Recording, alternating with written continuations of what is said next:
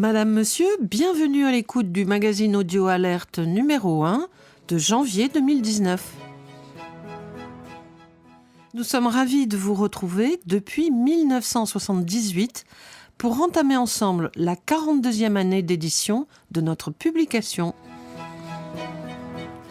Nous allons vous présenter les lois de finances votées en fin d'année 2018, ainsi que la loi Gilets jaunes. Bonne écoute à toutes et à tous et n'hésitez pas à nous demander le texte officiel à la base des informations enregistrées si vous en avez besoin.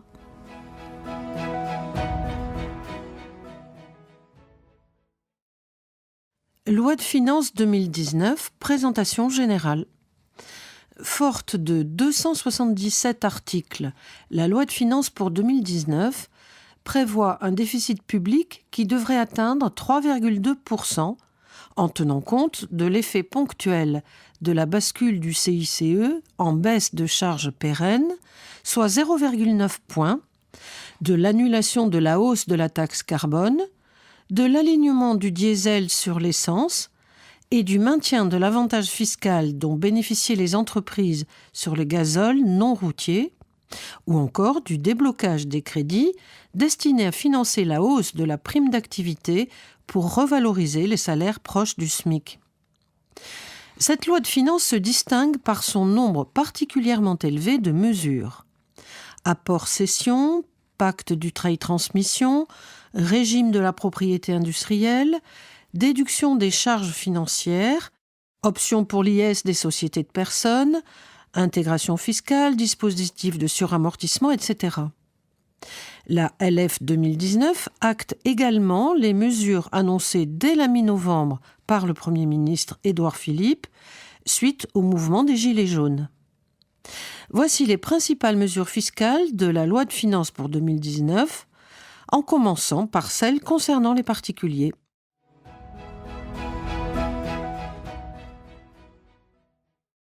Présentons maintenant les mesures fiscales concernant les particuliers de la loi de finances pour 2019.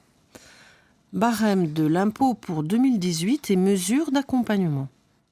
Les limites de chacune des tranches du barème de l'impôt sur le revenu de 2018 sont relevées de 1,6%. La limite de déduction des avantages en nature consentis à des ascendants ou des personnes âgées de plus de 75 ans vivant sous le toit du contribuable est de 3 500 €.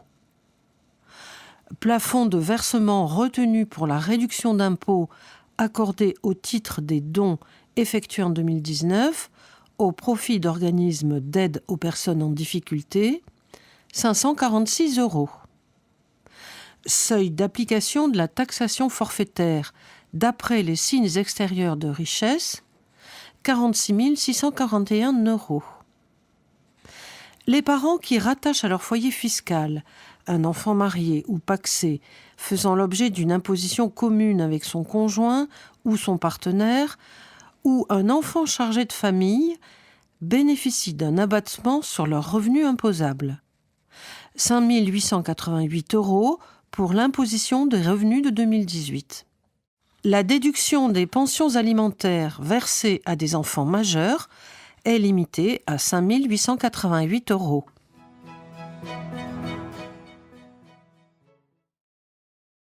Prélèvement à la source. Le prélèvement à la source est entré en vigueur le 1er janvier 2019. La LF 2019 porte à 60% le taux de l'avance aux bénéficiaires des crédits d'impôt pour l'emploi d'un salarié à domicile et pour la garde de jeunes enfants et étend son champ d'application aux crédits et réductions afférents aux dépenses d'investissement locatif, dispositions Pinel, Duflot, Cellier, Censi-Bouvard, investissement d'hommes, aux dépenses d'hébergement en EHPAD, aux dons aux œuvres et aux cotisations syndicales. Le solde d'acompte sera versé à compter de juillet 2019, après la déclaration de revenus de 2018, qui permettra de déclarer le montant des dépenses engagées en 2018, ouvrant droit au crédit d'impôt. Les titulaires de BIC, BNC et BA supporte le PASS sous forme d'acompte prélevé par l'administration, soit le 15 de chaque mois, soit sur option le 15 des mois de février, mai, août et novembre. Ils peuvent cependant, sous certaines conditions, modifier la cadence de ces prélèvements en demandant à reporter certaines échéances sur la suivante. Cette faculté de report est étendue dans les mêmes conditions aux titulaires de bénéfices non commerciaux suivants lorsque leurs revenus sont imposés selon les règles des traitements et salaires. Fonctionnaires-chercheurs, agents généraux d'assurance, écrivains, compositeurs et artistes. La LF 2019 instaure l'obligation pour l'administration de communiquer aux contribuables les calculs effectués pour déterminer le prélèvement à la source dont ils font l'objet. Comme ce n'est qu'à compter du 1er janvier 2020, par le biais de dispositifs spécifiques ouverts sur les sites CESU et Page Emploi, que les employeurs particuliers devraient pouvoir opérer la retenue à la source sur les rémunérations qu'ils versent à leurs salariés, la LF 2019 prévoit de manière transitoire que les rémunérations versées par les particuliers employeurs en 2019 feront l'objet d'un acompte prélevé par l'administration sur le compte bancaire du salarié et non d'une retenue à la source opérée par le particulier employeur.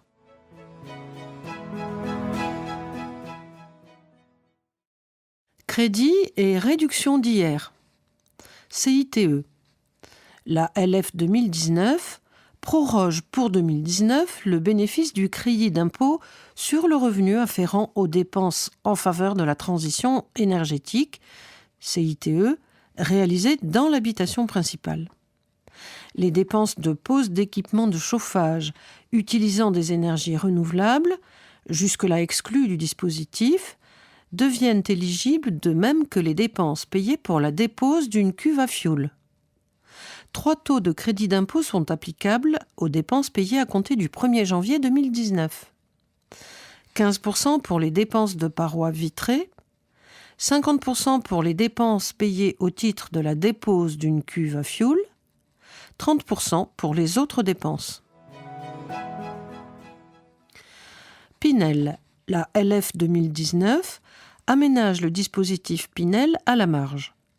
Elle étend le bénéfice de la réduction d'impôt aux contribuables qui acquièrent un logement qui fait ou a fait l'objet de travaux de rénovation, ainsi qu'aux locaux affectés à un autre usage que l'habitation, qui ont fait l'objet de travaux de transformation en logement. Loueurs en meublé non professionnel. La LF 2019 proroge de 3 ans, c'est-à-dire jusqu'au 31 décembre 2021, la réduction d'impôt en faveur des personnes physiques qui acquièrent un logement en vue de sa location meublée dans des résidences accueillant des personnes âgées, dépendantes ou handicapées, ainsi que dans des résidences pour étudiants avec service. Bonne nouvelle pour le dispositif IR-PME Madelin. La réduction d'impôt de 25% est reconduite 1 an.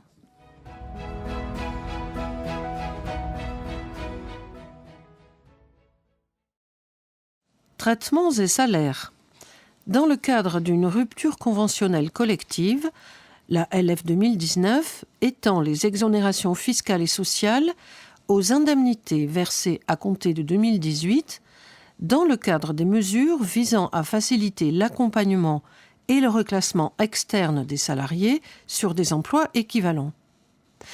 Ces mesures sont notamment le congé de mobilité lorsqu'il est accordé dans le cadre de la RCC, des actions de formation, de validation des acquis de l'expérience ou de reconversion, des actions de soutien à la création d'activités nouvelles ou à la reprise d'activités existantes par les salariés. La LF 2019 institue une prise en charge facultative par l'employeur sous forme d'une indemnité forfaitaire des frais engagés par les salariés dans le cadre du covoiturage. Cette prise en charge est facultative. L'indemnité est cumulable avec la prise en charge des abonnements de transport collectif ou services publics de location de vélo pour les trajets de rabattement vers des arrêts de transport public. Pour le salarié, dans la limite de 200 € par an, l'indemnité est exonérée d'impôt sur le revenu, de CSG et de CRDS et des cotisations de sécurité sociale par patronale et salariale. Revenu mobilier. La LF 2019 met en place un dispositif destiné à faire échec aux opérations d'arbitrage de dividendes en soumettant à la retenue à la source les versements effectués par un résident au profit d'un non-résident dans le cadre d'une cession temporaire de titres réalisée pendant une période de moins de 45 jours.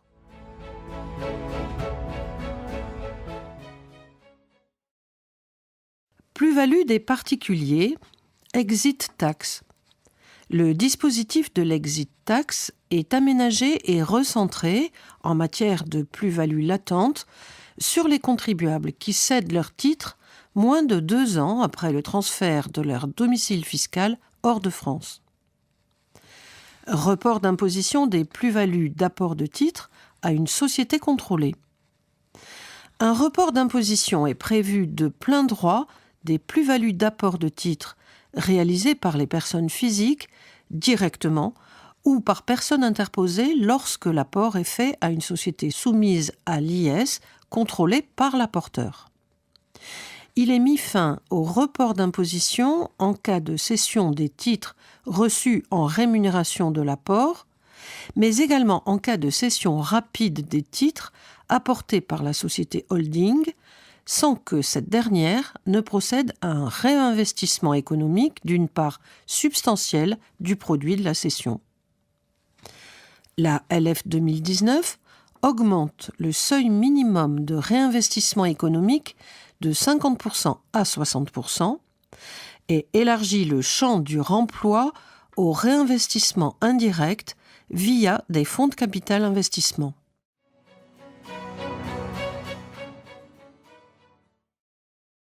Enregistrement, pacte Dutreil-Transmission. Le dispositif Dutreil-Transmission est assoupli et simplifié par la LF 2019 à compter du 1er janvier 2019. Abaissement de moitié des seuils de détention, possibilité pour une personne seule de prendre un engagement collectif pour elle et ses ayants cause à titre gratuit, extension du bénéfice du réputé acquis au cas de détention indirecte, assouplissement des conditions dans lesquelles les titres peuvent être apportés à une société holding. La valeur réelle de l'actif brut de la société holding doit être, à l'issue de l'apport et jusqu'au terme des engagements collectifs et individuels de conservation, composée à plus de 50% de participation dans la société exploitante. Pas de remise en cause du régime au cas d'OPE. Maintien partiel de l'exonération en cas de cession d'une partie des titres à un autre signataire du pacte. Allègement des obligations déclaratives. L'attestation annuelle est supprimée.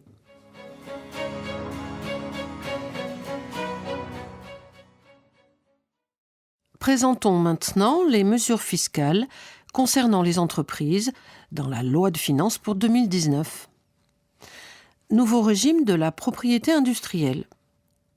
Il consiste à déduire des produits de concession, sous-concession et cession les dépenses de recherche et développement, R&D, correspondantes, puis à appliquer à ce résultat net un ratio afin de corréler l'avantage fiscal au montant des dépenses de R&D réalisées par l'entreprise ou par une entreprise non liée. La proportion de résultat net ainsi déterminée ne relève plus du régime des plus-values à long terme, mais est taxée séparément au taux de 10%, que l'entreprise soit passible de l'impôt sur les sociétés ou qu'elle relève de l'impôt sur le revenu. Mécénat des petites entreprises. Le régime du mécénat est modifié par la LF 2019 en faveur des petites entreprises. Un plafond en valeur des dons ouvrant droit à réduction d'impôt est créé. Fixé à 10 000 €, il permet aux petites entreprises de bénéficier d'une réduction d'impôt plus importante, 60 %. Il s'applique aux versements effectués au cours des exercices clos à compter du 31 décembre 2019. Déduction intégrale du salaire du conjoint de l'exploitant. Le salaire du conjoint de l'exploitant individuel est déductible en totalité, que l'exploitant soit ou non adhérent d'un organisme de gestion agréé et quel que soit son régime matrimonial. 3 dispositifs dits de suramortissement sont instaurés par la loi de finances. Le principal est réservé aux PME exerçant une activité industrielle et qui investissent dans la robotique et la digitalisation industrielle entre le 1er janvier 2019 et le 31 décembre 2020. Ce dispositif permet la déduction exceptionnelle de 40 % de la valeur d'origine du bien immobilisé qui doit être étalée sur la durée normale d'utilisation du bien. Étant précisé que l'avantage fiscal est plafonné à 20 % des coûts admissibles pour une TPE et 10 % pour une PME. Même condition de suramortissement pour toutes les entreprises qui investissent entre le 1er janvier 2019 et le 31 décembre 2022 dans des équipements de production de froid utilisant des réfrigérants à faible pouvoir de réchauffement planétaire. Ces biens doivent être affectés à l'activité de l'entreprise et inscrits à l'actif immobilisé. Un troisième dispositif de suramortissement vise à inciter les armateurs à s'engager dans la transition énergétique de leurs navires et bateaux en réalisant certains investissements entre le 1er janvier 2019 et le 31 décembre 2021.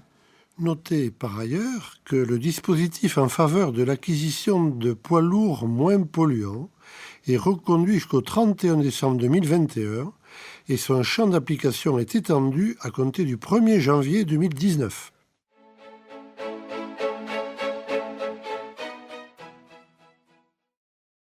Impôt sur les sociétés, option pour l'IS des sociétés de personnes. Pour ne pas pénaliser les sociétés de personnes et groupements assimilés, ainsi que les EIRL qui constatent a posteriori que l'option pour leur assujettissement à l'impôt sur les sociétés se révèle inadaptée à l'exercice de leur activité, la LF 2019 autorise les intéressés à renoncer à cette option jusqu'au 5e exercice suivant celui au titre duquel l'option a été exercée. Déduction des charges financières. Pour les exercices ouverts à compter du 1er janvier 2019, un nouveau mécanisme de plafonnement de la déductibilité des charges financières nettes en fonction de l'EBITDA fiscal se substitue au dispositif du rabot et de lutte contre la sous-capitalisation, ce dernier étant intégré au nouveau dispositif.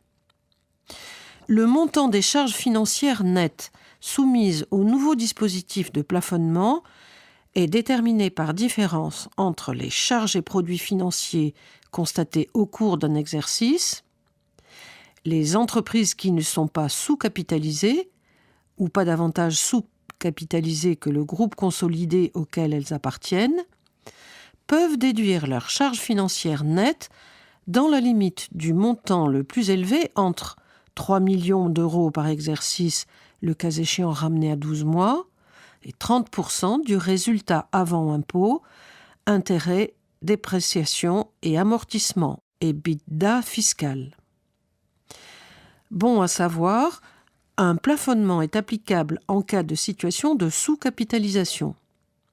Une société est désormais considérée comme sous-capitalisée lorsque le montant moyen de ses dettes vis-à-vis d'entreprises liées excède 1,5 fois le montant de ses fonds propres.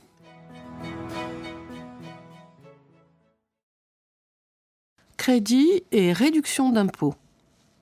Le crédit d'impôt pour le rachat d'entreprises par les salariés est temporairement assoupli. L'exigence de détention des droits de vote de la nouvelle société par un nombre minimum de salariés de la société rachetée est supprimée. En contrepartie, une exigence de présence minimale de 18 mois dans la société est introduite. La mesure est limitée aux rachats effectués jusqu'au 31 décembre 2022. Flotte de vélos. Les entreprises soumises à l'impôt sur les sociétés qui mettent à disposition de leurs salariés une flotte de vélos pour leur trajet domicile-lieu de travail bénéficient d'une réduction d'impôt égale aux frais générés par cette mise à disposition dans la limite de 25% du prix d'achat de la flotte, entendu toutes taxes comprises. La LF 2019 étend cette réduction d'impôt aux dépenses de location. Le bénéfice du dispositif est toutefois subordonné à la condition que le contrat de location soit souscrit pour une durée minimale de 3 ans. Clause anti-abus générale. Pour l'établissement de l'impôt sur les sociétés dû au titre des exercices ouverts à compter du 1er janvier 2019, seront écartées les conséquences fiscales des montages non authentiques et qui ont été mis en place avec pour objectif principal ou un de leurs objectifs principaux l'obtention d'un avantage fiscal allant à l'encontre de l'objet ou de la finalité du droit fiscal applicable. Le dispositif anti-abus ne s'appliquera pas si le contribuable justifie que l'opération a été effectuée pour des motifs commerciaux valables.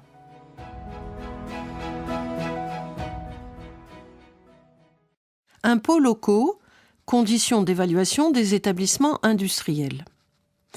La valeur locative des locaux à usage professionnel, qui constitue la base de la taxe foncière et de la cotisation foncière des entreprises, CFE, est déterminée dans des conditions différentes suivant que les locaux sont qualifiés de locaux professionnels ou d'établissements industriels. La LF 2019 précise la définition des établissements industriels tout en excluant de cette catégorie les établissements disposant d'installations n'excédant pas 500 000 €. Dans cette limite, ils relèvent de la catégorie des locaux professionnels et doivent être évalués comme tels. Notez que cette mesure ne s'appliquera qu'à compter de 2020. Variation importante de valeur locative. La LF 2019 prévoit un mécanisme de lissage sur 6 ans des variations importantes de valeur locative consécutives à un changement de méthode d'évaluation ou d'affectation. Taxes diverses. La contribution supplémentaire à l'apprentissage sera due au titre des rémunérations versées en 2019. L'obligation de télédéclaration de la taxe sur les salaires est inscrite dans la loi. Taxe sur les véhicules de société. Certains véhicules de type pick-up deviennent taxables à compter du 1er janvier 2019. Ce sont les véhicules comprenant au moins 5 places assises et dont le code de carrosserie européen est camion pick-up. Enregistrement. Acte de société. Les actes et déclarations relatifs à la vie des sociétés sont enregistrés gratuitement depuis le 1er janvier 2019. Contrôle fiscal, abus de droit. La procédure de l'abus de droit fiscal est étendue aux opérations qui ont un motif principalement fiscal. Le contribuable dispose des mêmes garanties que dans la procédure de droit commun relative aux opérations qui ont un motif exclusivement fiscal. En revanche, la majoration spécifique de 40% ou 80% en cas d'abus de droit n'est pas applicable à cette nouvelle procédure. Notez que l'avis du comité de l'abus du droit fiscal n'a plus en principe d'effet sur la charge de la preuve. Recouvrement. La LF 2019 étend le dispositif d'étalement d'impôt sur le revenu afférent aux plus-values réalisées dans le cadre d'un crédit vendeur. De plus, l'octroi du plan de règlement échelonné est élargi aux petites entreprises.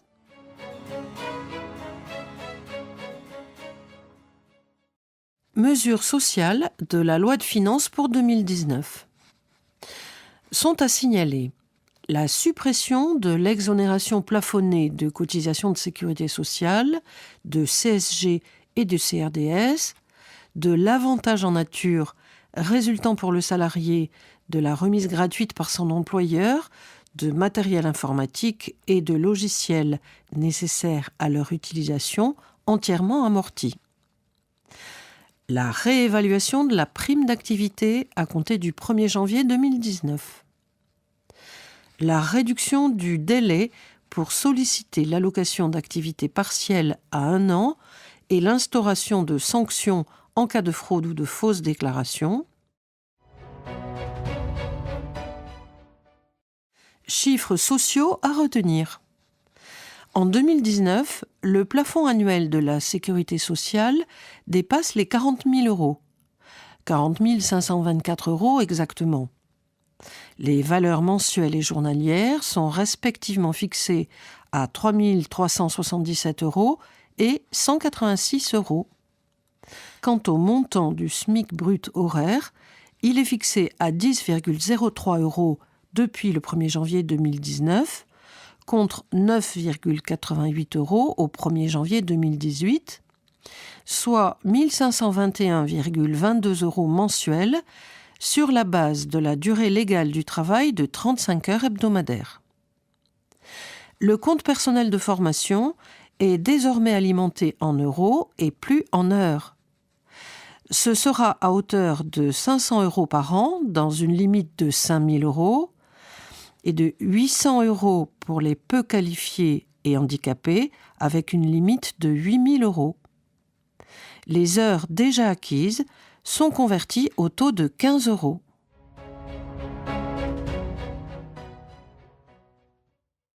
Loi Gilets jaunes, réduction de cotisations salariales sur les heures supplémentaires et complémentaires. La loi portant mesures d'urgence économique et sociale qui concrétise les annonces du président de la République visant à désamorcer le conflit des Gilets jaunes, ayant été publiée au JO du 26 décembre 2018, ces mesures peuvent s'appliquer dès le début de l'année 2019. Cette loi mesures d'urgence prévoit d'abord d'anticiper au 1er janvier 2019 l'entrée en vigueur de la réduction de cotisations salariales sur les heures supplémentaires et complémentaires qui était initialement programmée au 1er septembre 2019. Les heures supplémentaires et complémentaires réalisées à compter du 1er janvier 2019 sont exonérées d'impôt sur le revenu dans une limite annuelle égale à 5 000 euros. Les heures ainsi défiscalisées sont les mêmes que celles bénéficiant de la réduction des cotisations salariales prévue par la loi de financement de la sécurité sociale pour 2019, dont nous allons parler dans quelques minutes. Loi Gilets jaunes, prime exceptionnelle. Cette loi prévoit la possibilité pour les entreprises de verser à leurs salariés une prime exceptionnelle de pouvoir d'achat totalement défiscalisée et exonérée de toutes les charges sociales jusqu'à un certain montant. Peuvent bénéficier de cette exonération les employeurs soumis au régime UNEDIC d'assurance chômage. La prime peut être attribuée à l'ensemble des salariés ou être réservée à ceux dont la rémunération est inférieure à un certain plafond. La prime devra bénéficier aux salariés présents au 31 décembre 2018 ou à la date de versement si celle-ci est antérieure. L'exonération concerne les seuls salariés ayant perçu en 2018 une rémunération inférieure à 3 fois la valeur du SMIC calculée, soit 53 946 euros pour les entreprises rémunérant leurs salariés sur la base de 151,67 heures. La prime exceptionnelle de pouvoir d'achat bénéficie de l'exonération dans la limite de 1 000 euros par bénéficiaire, sous réserve de remplir les autres conditions d'exonération.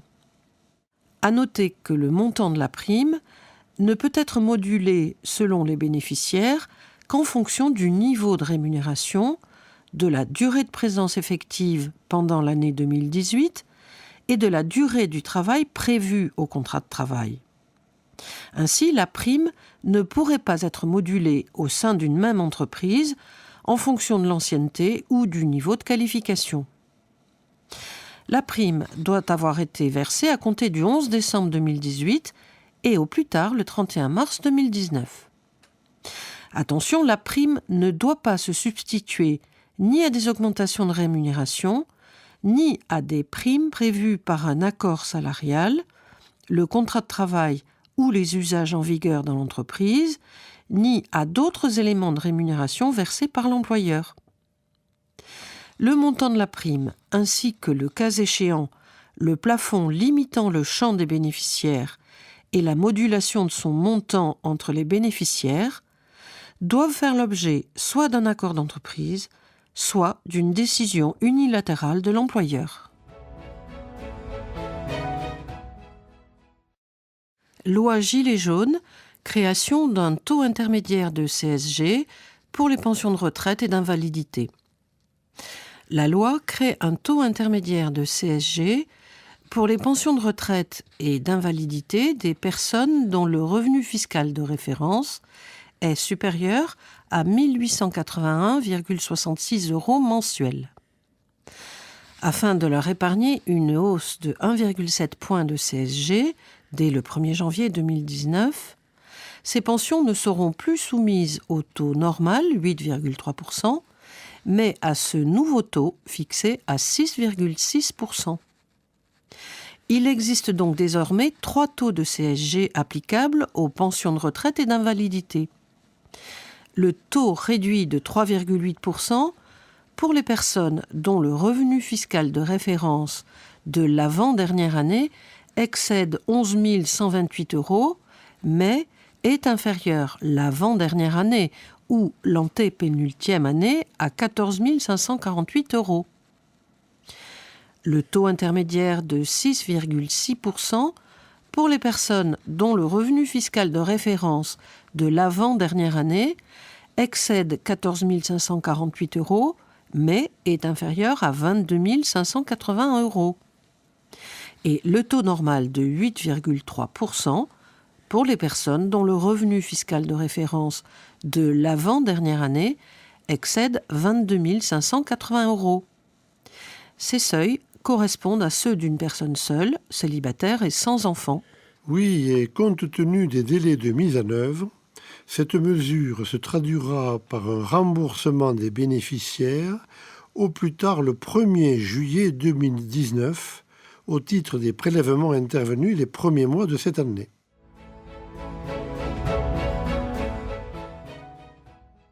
Loi de financement de la sécurité sociale pour 2019. Le deuxième budget de la sécurité sociale de cette législature est marqué par le retour à l'équilibre des comptes pour la première fois depuis 2001. De fait, la sécurité sociale présente un solde excédentaire de 100 millions € pour les 4 branches du régime général et celui du Fonds de solidarité vieillesse. L'objectif national de dépenses d'assurance maladie, l'ONDAM, prévoit pour 2019 une évolution de dépenses de 2,5% par rapport à 2018, avec, et c'est à souligner, le dégel de 415 millions € de crédits au bénéfice des établissements de santé suite au respect de l'ONDAM 2018. La LFSS 2019 organise notamment la mise en place du reste à charge zéro, RAC 0, pour l'optique et les prothèses auditives et dentaires à l'horizon 2020. Elle acte également la fusion de l'aide à la complémentaire santé, ACS, et de la couverture maladie universelle complémentaire, CMU-C.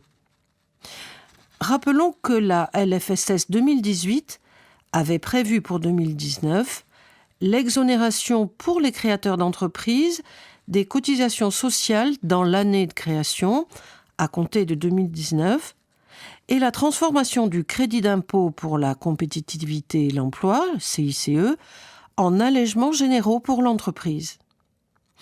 Voici les principales mesures de la loi de financement de la sécurité sociale pour 2019. Réduction générale des cotisations patronales.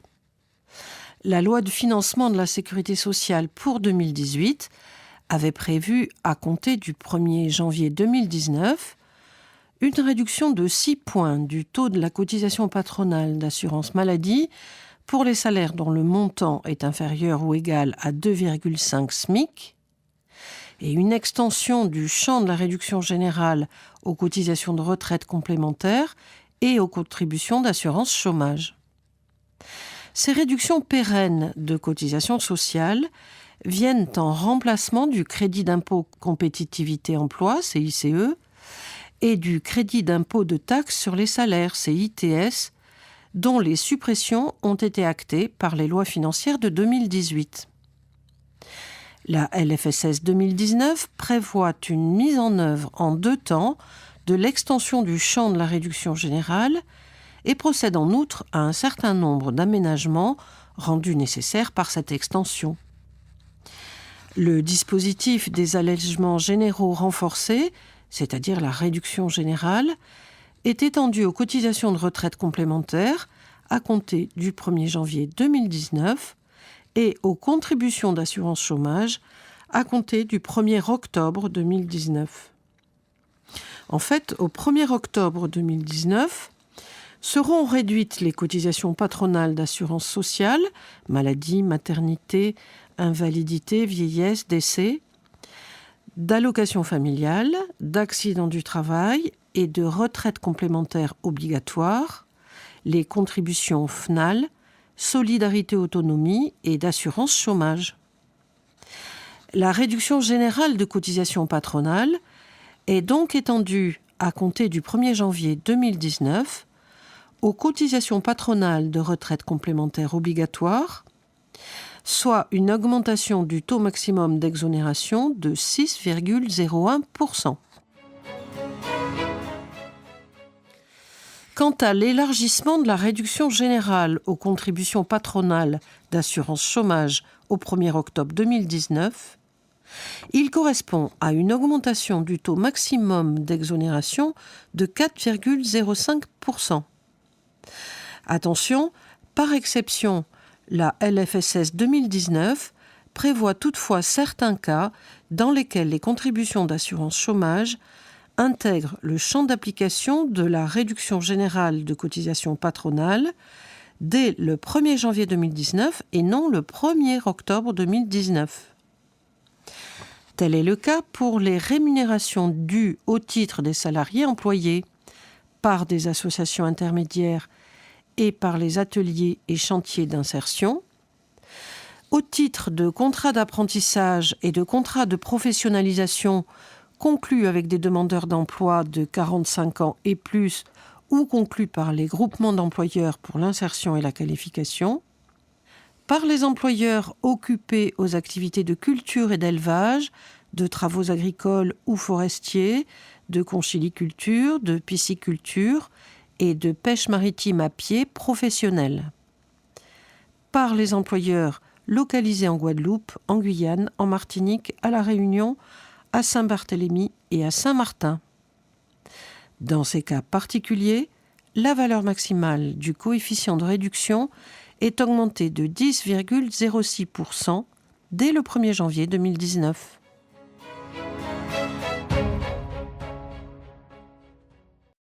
Heures supplémentaires et complémentaires, une mesure à retenir.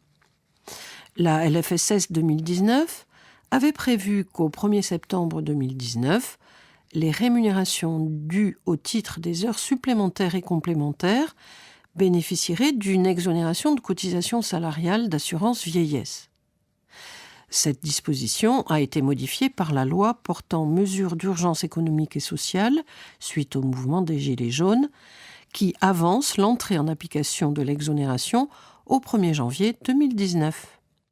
Cette réduction de cotisation salariale concerne les rémunérations ou majorations versées au titre des heures supplémentaires classiques, c'est-à-dire les heures effectuées au-delà de la durée légale hebdomadaire, des heures effectuées au-delà de 1607 heures pour les salariés ayant conclu une convention de forfait annuel en heures, des jours de repos au-delà du plafond de 218 jours auquel les salariés ayant conclu une convention de forfait annuel en jours renoncent, des heures supplémentaires décomptées à l'issue de la période de référence dans le cadre d'un aménagement du temps de travail sur une période supérieure à la semaine, à l'exception des heures effectuées en deçà de 1607 heures lorsque la durée annuelle fixée par l'accord est inférieure à ce niveau, des heures supplémentaires effectuées dans le cadre d'un temps partiel pour raison personnelle au-delà de la durée légale hebdomadaire ou en cas d'application d'un accord d'aménagement du temps de travail sur une période supérieure à la semaine, au-delà des limites fixées par cet accord, des heures complémentaires, c'est-à-dire les heures effectuées au-delà de la durée du travail prévue dans le contrat de travail d'un salarié à temps partiel, des heures supplémentaires effectuées par les salariés de particuliers employeurs, des heures supplémentaires accomplies par des assistants maternels au-delà d'une durée hebdomadaire de 45 heures et des heures complémentaires accomplies au sens de la convention collective nationale qui leur est applicable, des heures supplémentaires ou complémentaires de travail effectuées par des salariés ne relevant pas des dispositions du Code du travail sur la durée du travail ou dans le cadre de conventions de forfait annuel en jours, des jours de repos auxquels ils auraient renoncé au-delà du plafond de 218 jours. L'ensemble des rémunérations correspondant aux heures supplémentaires ou complémentaires est concerné par la réduction. Celle-ci s'applique également à la majoration salariale correspondante, mais s'inscrit pour éviter tout risque d'abus dans la limite des taux prévus par la convention ou l'accord collectif applicable, ou, à défaut d'une telle convention ou d'un tel accord, des taux légaux. Le dispositif est applicable à l'ensemble des salariés du secteur privé, aux rémunérations des agents de la fonction publique titulaires ou non, aux rémunérations versées aux salariés agricoles. Les cotisations salariales concernées par la réduction sont les cotisations d'assurance vieillesse de base, mais l'intention du législateur est d'exonérer également les cotisations d'assurance vieillesse complémentaires. Le montant de la réduction est égal au produit d'un taux fixé par décret et des rémunérations des heures supplémentaires et complémentaires effectuées par le salarié, dans la limite des cotisations d'assurance vieillesse d'origine légale et conventionnelle dont le salarié est redevable au titre des heures concernées. La réduction est imputée sur le montant des cotisations salariales d'assurance vieillesse de base dues par le salarié sur l'ensemble de sa rémunération pour les périodes au titre desquelles elle est attribuée et ne peut dépasser ce montant. Oui, et attention, la réduction de cotisation salariale n'est pas applicable lorsque les salaires ou éléments de rémunération versés au titre des heures supplémentaires ou complémentaires se substituent à d'autres éléments de rémunération, à moins qu'un délai de 12 mois ne se soit écoulé entre le dernier versement de l'élément de rémunération en tout ou partie supprimé et le premier versement des salaires ou éléments de rémunération. Ces dispositions visent à éviter la suppression d'un élément de rémunération existant, par exemple une prime au résultat, au bénéfice de l'accomplissement d'heures supplémentaires ou complémentaires exonérées. À noter que les heures supplémentaires et complémentaires réalisées à compter du 1er janvier 2019 sont exonérées d'impôt sur le revenu dans une limite annuelle égale à 5 000 €. Les heures ainsi défiscalisées sont les mêmes que celles bénéficiant de la réduction des cotisations salariales prévue par la loi de financement de la Sécurité sociale pour 2019.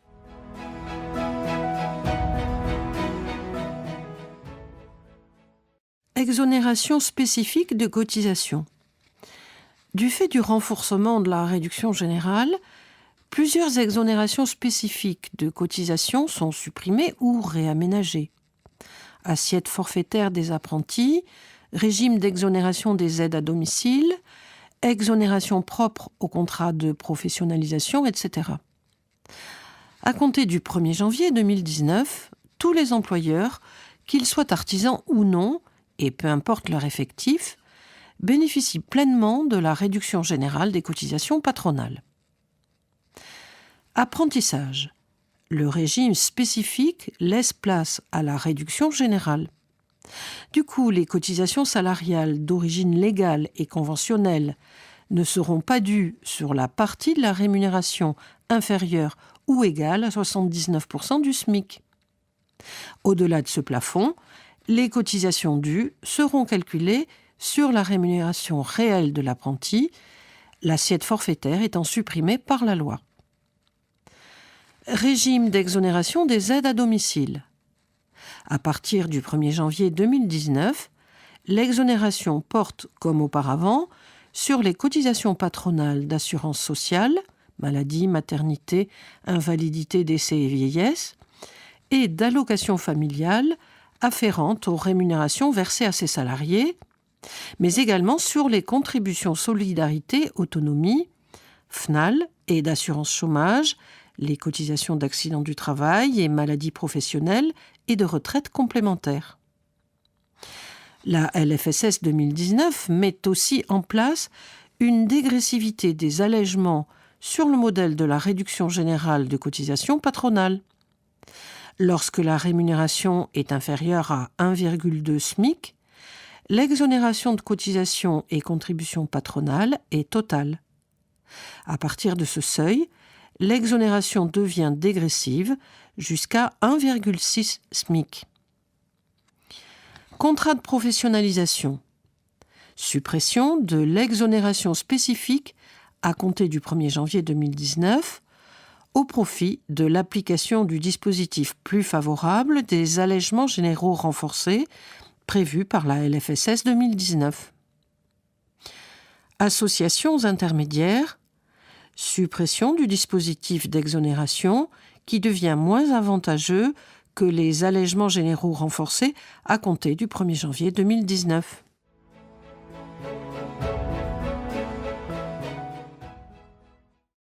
Forfait social. Les entreprises de moins de 50 salariés non soumises à l'obligation de mettre en place la participation des salariés aux résultats de l'entreprise sont désormais exonérées du forfait social sur les sommes versées au titre de la participation aux résultats de l'entreprise et de l'intéressement, ainsi que sur les versements sur un plan d'épargne salariale, PEE, PEI et PERCO, quel que soit le support sur lequel ces sommes sont investies. Les entreprises dont l'effectif est compris entre 50 salariés et moins de 250 salariés sont, quant à elles, également exonérées de cette contribution, mais uniquement sur les sommes versées au titre de l'intéressement. La LFSS 2019 prévoit l'application du forfait social selon un taux réduit de 10% au lieu de 20% sur le versement de l'entreprise au PEE, lorsque celle-ci abonde la contribution des bénéficiaires du plan destinée à l'acquisition d'actions ou de certificats d'investissement émis par elle ou par une entreprise incluse dans le même périmètre de consolidation ou de combinaison des comptes. Par ailleurs, les sommes versées au titre de l'intéressement et de la participation à un PERCO, ainsi que l'abondement à un tel plan, sont soumis au forfait social au taux de 16% lorsque le règlement du PERCO respecte certaines conditions. Enfin, sont affranchis expressément du forfait social les indemnités de rupture conventionnelle collective et celles versées à l'occasion d'un congé de mobilité à compter du 1er janvier 2019.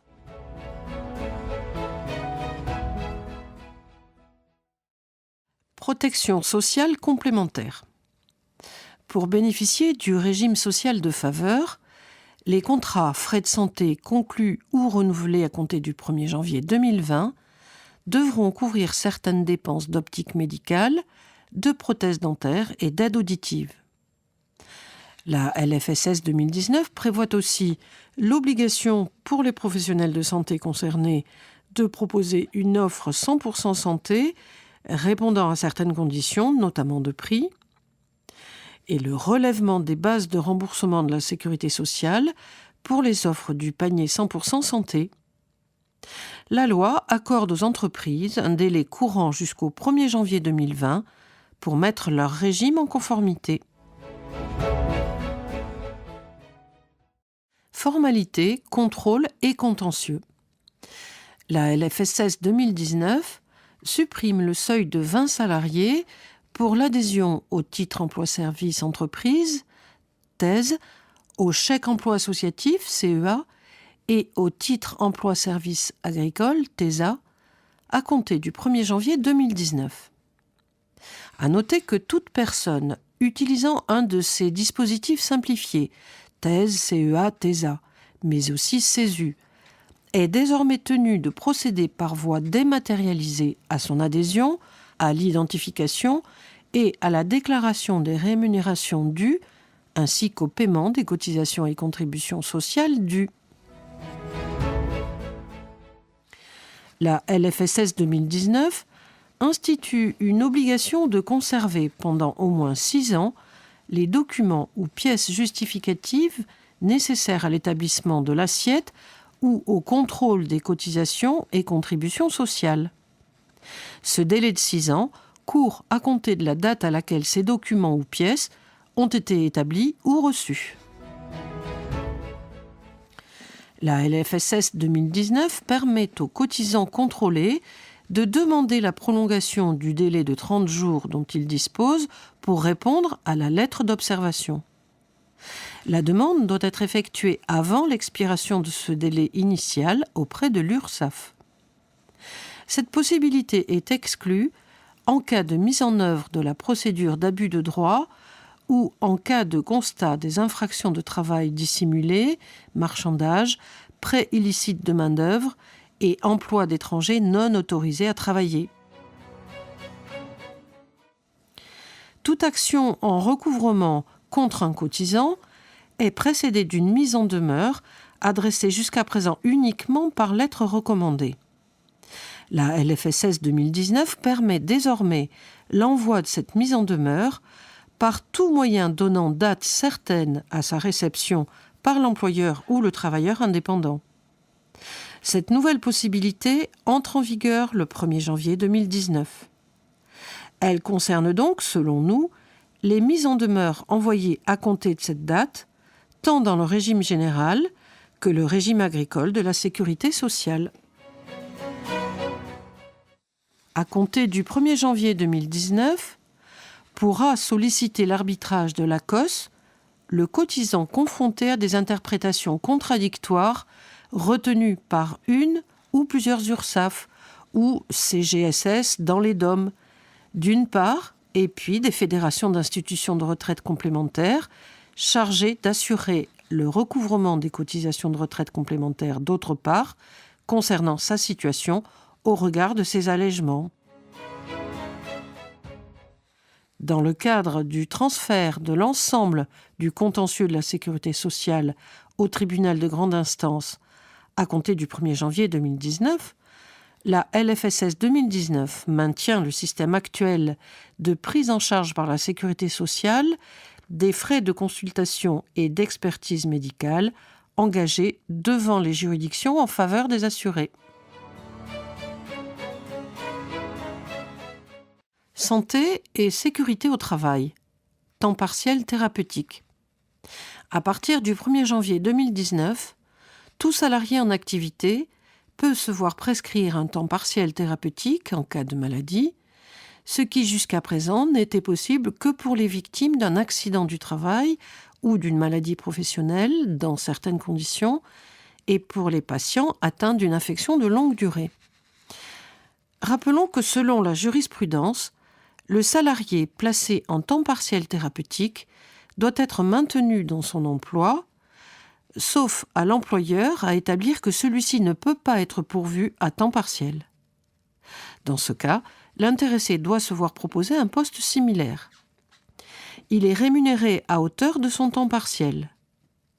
Sauf disposition conventionnelle contraire, il n'a pas droit au maintien de salaire pour la partie non travaillée et indemnisée par la sécurité sociale. Dématérialisation des arrêts de travail. La LFSS 2019 pose le principe d'une prescription dématérialisée des arrêts de travail. Ainsi, outre les documents nécessaires à la prise en charge des frais de santé par la sécurité sociale, feuilles de soins notamment, les professionnels de santé devront à terme prescrire les arrêts de travail de manière informatisée par le biais d'un service mis à leur disposition par les organismes d'assurance maladie. Pour le régime général, la loi prévoit une mise en œuvre progressive de cette obligation dans un cadre conventionnel pour une finalisation au plus tard le 31 décembre 2021. Et il résulte de cette mesure que le salarié n'aura plus à envoyer à sa caisse dans les 48 heures l'avis d'arrêt de travail papier délivré par son médecin. Du coup, l'organisme social informé en temps réel pourra organiser des contrôles plus rapidement.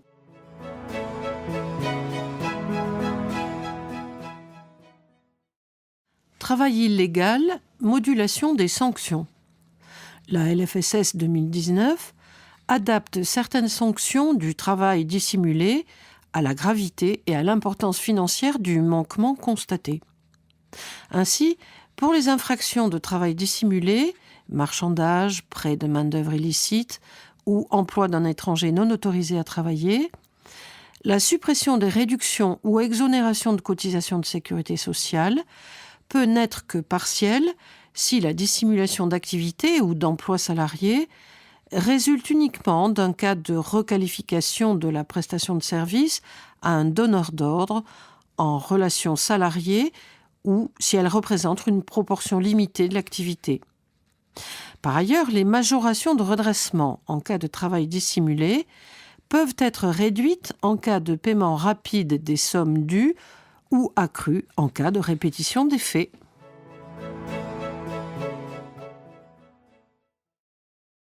Travail indépendant, assiette des cotisations. Une nouvelle définition de l'assiette des cotisations de sécurité sociale précise les modalités de déduction de ces dernières du revenu d'activité indépendante à compter du 1er janvier 2020. L'assiette des cotisations de sécurité sociale s'entend d'une assiette nette, c'est-à-dire après déduction de ces dernières du revenu d'activité indépendante.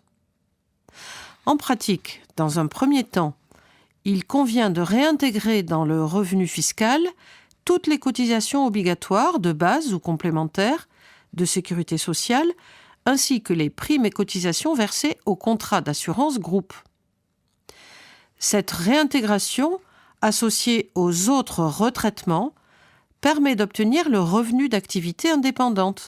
Ensuite, il faut déduire du revenu d'activité indépendante le montant des cotisations de sécurité sociale. Cette opération permet d'obtenir l'assiette des cotisations de sécurité sociale à partir du revenu d'activité indépendante. Travail indépendant, dématérialisation des cotisations. La LFSS 2019 étend à l'ensemble des travailleurs indépendants l'obligation de procéder par voie dématérialisée pour la souscription de leur déclaration sociale et le paiement de leurs cotisations. En conséquence, sont supprimées à compter du 1er janvier 2019 les dérogations à la dématérialisation des paiements et déclarations prévues pour les travailleurs indépendants réalisant un faible niveau de revenus. Attention, la méconnaissance de l'obligation de paiement dématérialisé entraîne l'application d'une majoration de 0,2% du montant des sommes versées par une autre voie. Travail indépendant, durée du congé maternité. La LFSS 2019 porte de 6 à 8 semaines la durée minimale d'arrêt de travail des travailleuses indépendantes, artisanes, commerçantes, professionnelles libérales, ouvrant droit au bénéfice du congé de maternité indemnisé. La loi prévoit la même disposition pour les exploitants agricoles.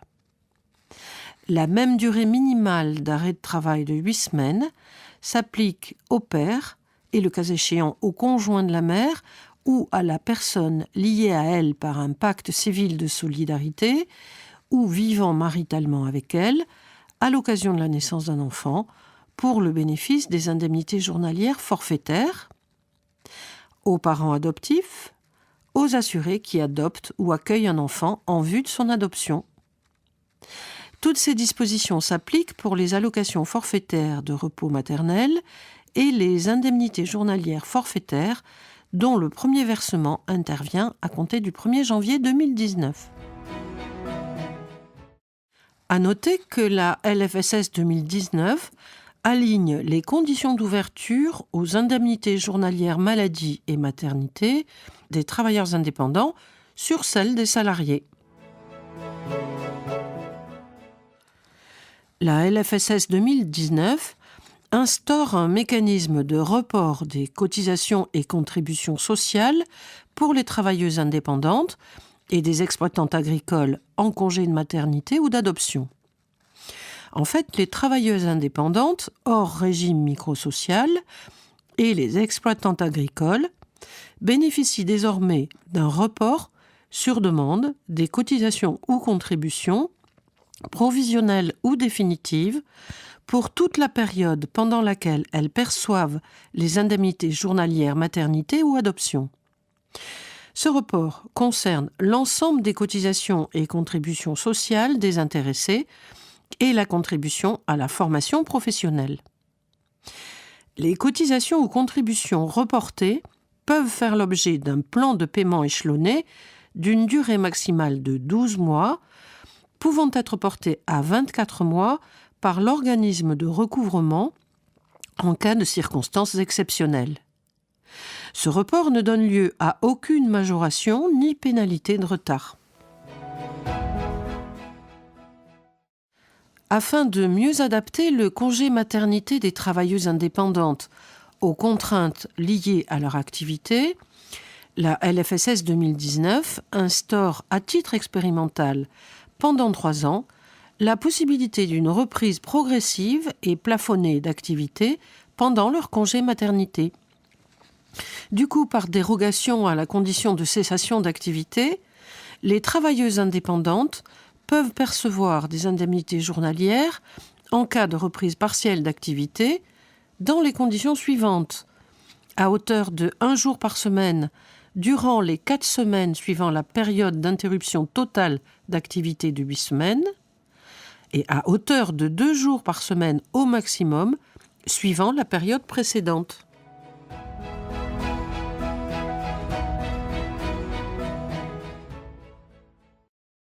Autre mesure sociale.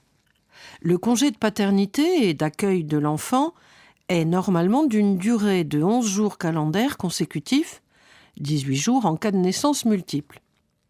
Ce congé doit débuter dans les 4 mois qui suivent la naissance et le bénéficiaire avertit son employeur des dates du congé 1 mois à l'avance. Si l'état de santé de l'enfant nécessite son hospitalisation immédiate après la naissance dans une unité de soins spécialisée, le congé est désormais de droit pendant la durée de cette hospitalisation, dans la limite d'une durée maximale d'1 mois. Il donne lieu au versement d'indemnités journalières pour les salariés et les travailleurs indépendants et de l'allocation de remplacement pour les exploitants agricoles. Cette mesure entre en vigueur pour les naissances intervenant à compter d'une date fixée par un décret qui est à paraître, et au plus tard à compter du 1er juillet 2019. Par ailleurs, et c'est important, pour éviter que les titulaires de revenus de remplacement ne soient assujettis à la CSG au taux normal pour des hausses parfois limitées et temporaires de revenus, le taux normal de CSG ne s'appliquera désormais que lorsque les revenus de référence des assurés excéderont le seuil défini au titre de 2 années consécutives. Et cette mesure concerne aussi la CASA.